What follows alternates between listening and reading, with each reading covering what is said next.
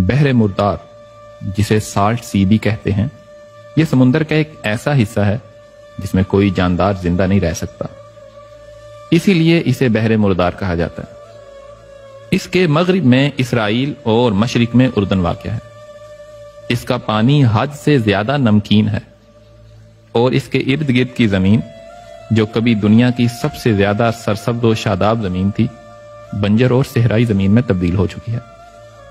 اس کی اصل وجہ یہ ہے کہ آج سے ہزاروں سال پہلے یہ جگہ قوم لوط کا مسکن تھی۔ یہ علاقہ 5 بڑے شہروں پر مشتمل تھا اور صدوم ان شہروں کا دارالحکومت اور مرکز سمجھا جاتا تھا۔ یہ علاقے نہایت سرسبز و شاداب تھے، باغات کی کثرت تھی اور لہلہاتے کھیت یہاں کے باسیوں کی ضرورت سے کہیں زیادہ تھے۔ یہاں کے رہائشی بہت فاسق و فاجر، انتہائی بد فطرت، بے حد بد کردار اور بہت سے گناہوں میں مبتلا تھے۔ وہ راہگیروں کو لوٹ لیتے، سرعام برائیاں کرنے کے عادی تھے۔ دنیا کی کوئی ایسی برائی نہیں تھی جو ان میں موجود نہ ہو، اور یہ دنیا کی سرکش اور بد اخلاق قوم تھی۔ ان سب برائیوں کے ساتھ ساتھ انہوں نے بے حیائی کا ایک نیا کام شروع کیا، جس کا تصور بھی اس سے پہلے کسی انسان نے نہیں کیا تھا۔ چونکہ قوم لوط کی بستیوں میں بہت خوشحالی تھی، تو بہت سے لوگ مہمان بن کر ان آبادیوں میں آیا کرتے۔ شہر کے لوگوں کو مہمان نوازی کرنی پڑتی، اور یہ بات ان لوگوں کو بالکل بھی پسند نہ تھی۔ ان کے خیال میں ان کی بستیوں کے پھلوں، اناج اور سبزیوں پر صرف انہی کا حق ہے۔ ان کی خواہش تھی کہ دوسری بستیوں کے لوگ ان کے علاقوں میں نہ آئیں۔ یہ لوگ مہمانوں کی آمد سے بہت تنگ آ چکے تھے، مگر انہیں مہمانوں کو روکنے کی کوئی صورت نظر نہیں آ رہی تھی۔ ایک دن بستی کے لوگ باہر سے آنے والوں کو روکنے کے طریقے پہ غور کر رہے تھے کہ ابلیس ایک بوڑھے کی شکل میں آیا اور ان لوگوں سے کہا، اگر تم ان لوگوں سے پیچھا چھڑانا چاہتے ہو تو میرے کہنے پر عمل کرو، اور جب بھی کوئی مہمان تمہاری بستی میں آئے تو تم زبردستی اس کے ساتھ بدفعلی کرو۔ دوسرے دن ابلیس خود ایک نوجوان لڑکے کے بیس میں آیا اور ان لوگوں سے بدفعلی کروائی۔ اس طرح وہ اس بدکاری میں مبتلا ہو گئے۔ وہ کھلم کھلا یہ فعل کرتے اور پھر اس پر خوش بھی ہوتے، اور اس وقت اللہ نے سیدنا لوط علیہ السلام کو نبی بنا کر اس قوم کی اصلاح کے لیے بھیجا۔ آپ علیہ السلام سیدنا ابراہیم علیہ السلام کے بھتیجے ہیں۔ سیدنا لوط علیہ السلام نے قوم کو اللہ تعالیٰ کی عبادت کرنے اور اس حرام فعل کو ترک کرنے کی دعوت دی اور سمجھایا کہ یہ برائی ہے۔ اللہ تعالیٰ کا ارشاد ہے، وَلُوطًا إِذْ قَالَ لِقَوْمِهِ أَتَأْتُونَ الْفَاحِشَةَ۔ لوط علیہ السلام نے اپنی قوم سے فرمایا، کیا تم بے حیائی کا ارتکاب کرتے ہو؟ أَإِنَّكُمْ لَتَأْتُونَ الرِّجَالَ شَهْوَةً مِّن دُونِ النِّسَاءِ۔ کیا تم اپنی نفسانی خواہش پوری کرنے کے لیے عورتوں کو چھوڑ کر مردوں کے پاس جاتے ہو؟ بل انتم قوم تجہلون، تم تو جاہل لوگ ہو۔ قوم پر لوط علیہ السلام کے وعظ کا کوئی اثر نہ ہوا، کسی نے بھی ان کی بات نہ مانی اور نہ ہی ان پر ایمان لایا، بلکہ وہ مزید ہٹ درمی کے ساتھ فخری انداز میں یہ کام کرنے لگے۔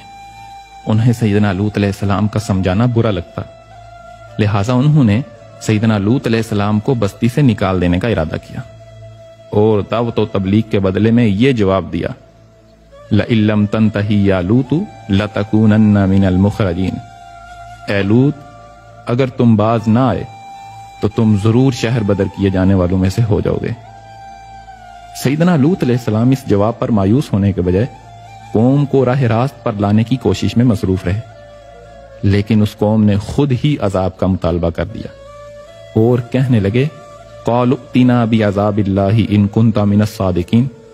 اگر تم سچے ہو تو ہم پر اللہ کا عذاب لے آؤ۔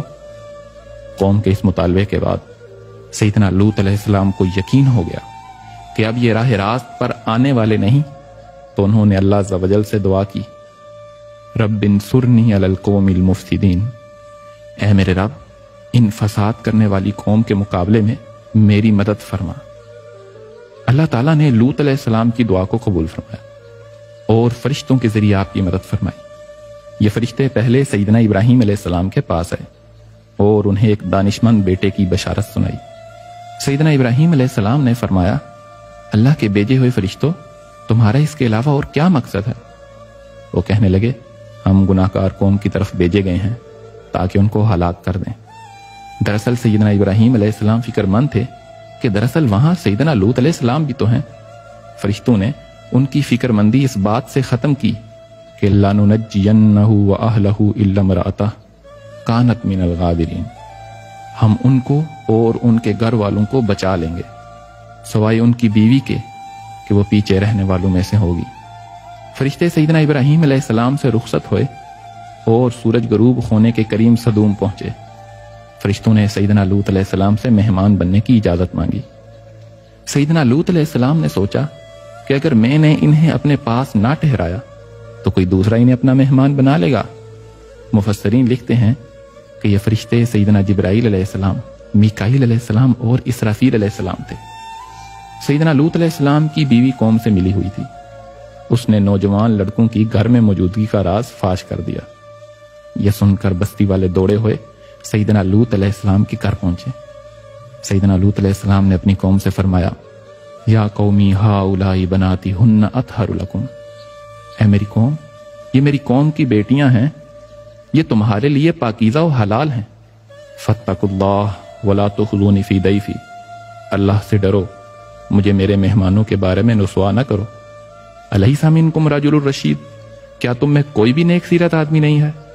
یہ سن کر وہ لوگ بولے لقد علمت ما لنا فی بناتک من حق، تم اچھی طرح جانتے ہو ہمیں تمہاری بیٹیوں سے کوئی غرض نہیں ہے۔ وَإِنَّكَ لَتَعْلَمُ مَا نُرِيدُ، اور جو ہماری چاہت ہے اس سے تم بخوبی واقف۔ اس کے بعد لوگ گھر کی طرف دوڑے ہوئے آئے۔ سیدنا لوط علیہ السلام نے گھر کے دروازے بند کر لیے۔ لوگوں نے گھر کا گھیراؤ کر لیا اور ان میں سے کچھ لوگ تو گھر کی دیوار پر بھی چڑھنے کی کوشش کرنے لگے۔ فرشتے یہ سب منظر دیکھ رہے تھے۔ پھر فرشتوں نے حقیقت سے پردہ اٹھاتے ہوئے فرمایا اے لوط، ہم آپ کے رب کے بھیجے ہوئے ہیں، یہ لوگ آپ تک ہرگز نہ پہنچ سکیں گے۔ آپ اپنے گھر والوں کو رات کے کسی حصے میں لے کر نکل جائیں اور کوئی بھی مڑ کر پیچھے نہ دیکھے۔ ہاں، اپنی بیوی کو ساتھ نہ لینا، یقیناً اسے بھی وہی عذاب پہنچنے والا ہے جو انہیں پہنچے گا، بے شک ان کے عذاب کا مقررہ وقت صبح کا ہے۔ سیدنا لوط علیہ السلام حقیقت جان کر مطمئن ہو گئے اور اپنے اہل خانہ کے ساتھ رات ہی کو نکل گئے۔ قوم لوط سیدنا لوط علیہ السلام کے گھر کا دروازہ توڑنے پر بضد تھی، تو سیدنا جبرائیل علیہ السلام نے اپنے پر کا ایک کونا انہیں مارا جس سے وہ اندھے ہو گئے۔ یہ خاص عذاب ان لوگوں کو پہنچا جو سیدنا لوط علیہ السلام کی طرف بدنیتی سے گئے تھے۔ صبح عام عذاب میں پوری قوم تباہ ہوگی۔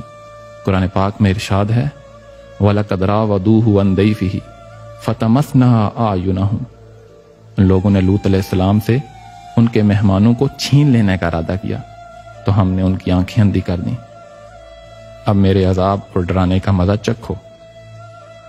پھر اگلی صبح کا آغاز ابھی ہوا ہی تھا کہ اللہ کے حکم سے سیدنا جبرائیل علیہ السلام نے بستی کو اپنے پر سے اکھیڑا اور آسمانوں تک اٹھایا، پھر اس بستی کو الٹ کر زمین پر دے مارا۔ اس کے بعد ان پر پتھروں کی بارش ہوئی، ہر پتھر پر مرنے والے کا نام لکھا ہوا تھا۔ جب یہ پتھر ان کو لگتے تو سر پاش پاش ہو جاتے۔ کچھ ہی دیر میں پوری کی پوری بستی نیست و نابود ہو چکی تھی۔ اللہ سبحانہ ہوا تعالیٰ نے قرآن مقدس میں ارشاد فرمایا فَلَمَّا جَاءَ أَمْرُنَا جَعَلْنَا عَالِيَهَا سَافِلَهَا، پھر جب ہمارا حکم پہنچا تو ہم نے وہ بستیاں الٹ دیں۔ وَأَمْطَرْنَا عَلَيْهَا حِجَارَةً مِّن سِجِّيلٍ مَّنْضُودٍ، اور اس زمین پر کنکر کے پتھر برسانا شروع کیے جو لگاتار گر رہے تھے۔ قوم لوط کی ان خوبصورت بستیوں کو اللہ نے ایک انتہائی بدبودار اور سیاہ جھیل میں تبدیل کر دیا جس سے رہتی دنیا تک کوئی فائدہ نہیں اٹھایا جا سکتا۔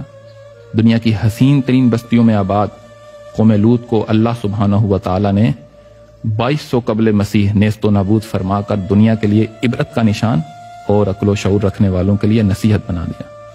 کچھ سال پہلے بحیرہ مردار کے ساحل پر قوم لوط کی بستیوں کے بعض تباہ شدہ آثار ظاہر ہوئے، جبکہ اللہ نے 1400 سال پہلے قرآن کریم میں ارشاد فرمایا تھا وَلَقَدْ تَرَكْنَا مِنْهَا آیَةً بَيِّنَةً لِقَوْمٍ یَعْقِلُونَ، ہم نے اس بستی کو ایک واضح نشان کے طور پر عقل والوں کے لیے برقرار رکھا۔